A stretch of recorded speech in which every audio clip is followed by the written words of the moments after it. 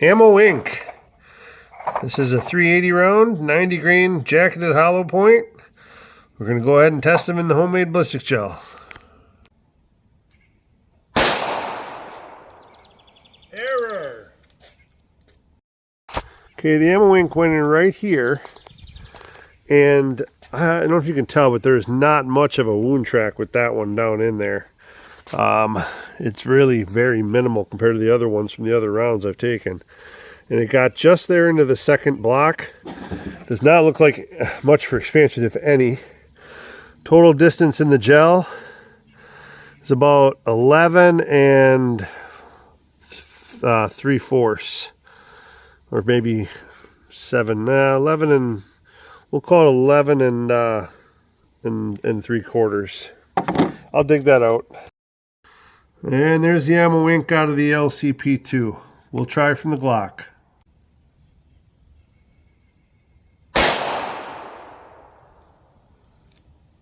.765. Alright, I flipped the blocks up and over so you could see better. That Ammo Inc went in right here. Actually had a pretty good wound track right here at the top. Looks like right here in the middle of the block here, it probably spun around right there, because it's sitting backwards right there in the second block. So we'll measure it and we'll dig them out.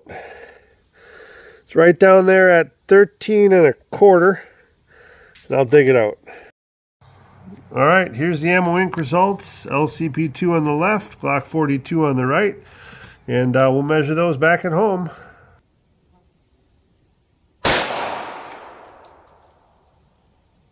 Error.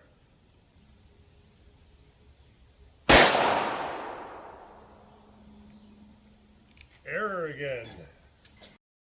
Okay, here's where that LCP2 went in. Here's where the Glock 42 went into the Ammo Inc. If you look down here from the top, there's the, looks like the LCP2 round tumbled in there. And it ended up, it's facing, looks like facing forward, but I don't see any expansion in it. The Glock 42 round came in here and exited the side right there. So I'm going to take another one of those shots, but we'll measure that first. So it exited the block right at 13 1/2 inches. Looks like the LCP2 round got down in there to, might have gotten to 13 and bounced back to 12 1/2, because it's sitting at 12 1/2. So we'll dig that out.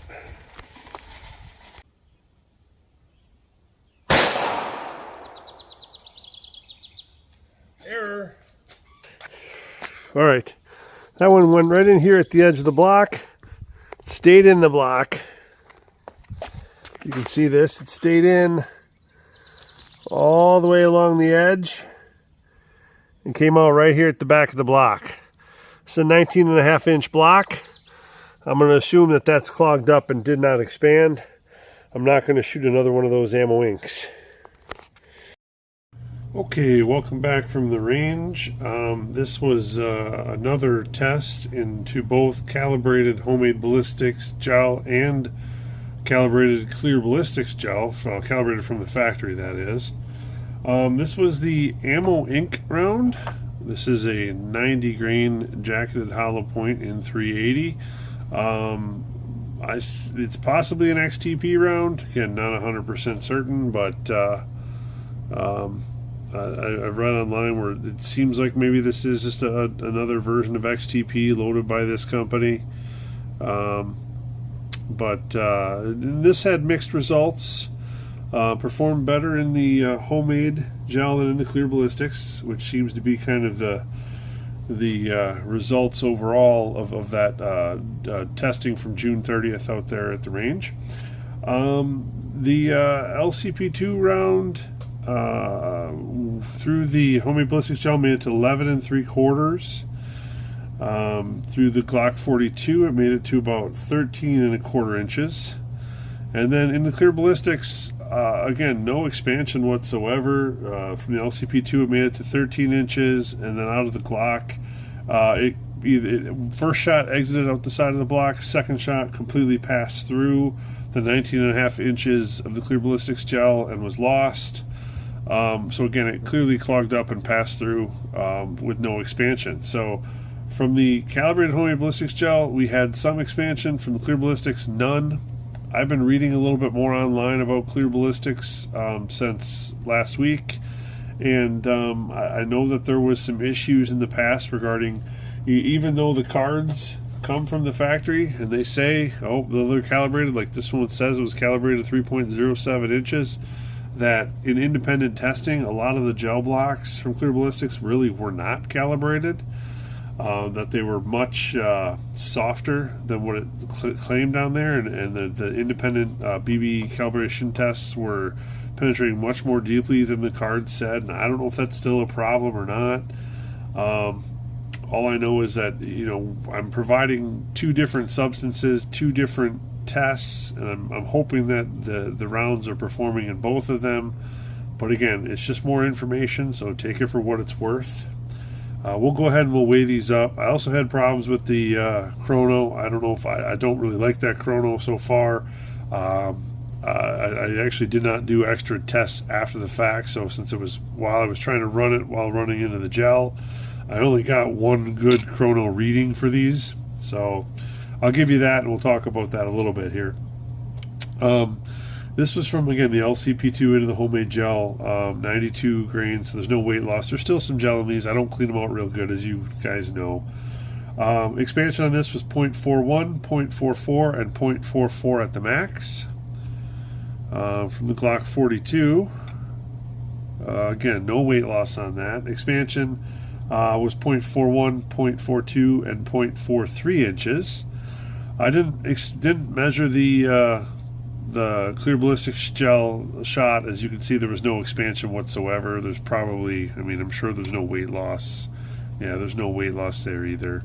But back to the Glock 42 round. This was, again, out of the longer 3¼ inch Glock 42 barrel, this was the only round with the ammo ink that the chrono picked up, and it was a paltry 765 feet per second. That's it, 765.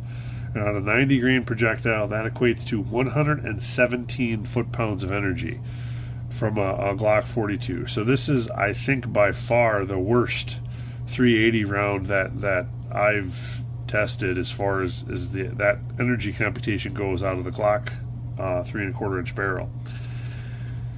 And I'm going to say, if these are XTP rounds, they're just not loaded hot enough.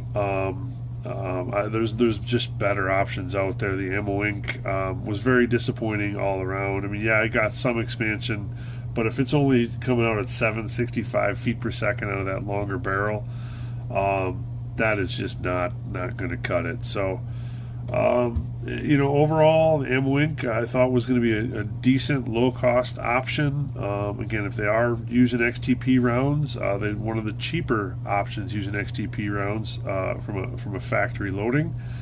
But you know, if I can get the chrono where I'm consistently getting some readings, maybe I'll do some more testings in the future, and maybe I'll post some of those numbers if I can do so. But 765 out of the longer barrel, just not good enough. So there you have ammo ink. One other thing, just to let you know, in the summertime here, I just don't get to the range as much as I do the rest of the year. So, you know, videos are going to be probably a little more sparse here in the next month or so, but come end of August, I'll be back at the range probably every week with a lot more videos and a lot more content. I've got a lot of stuff planned. I've even got some more ammo on order.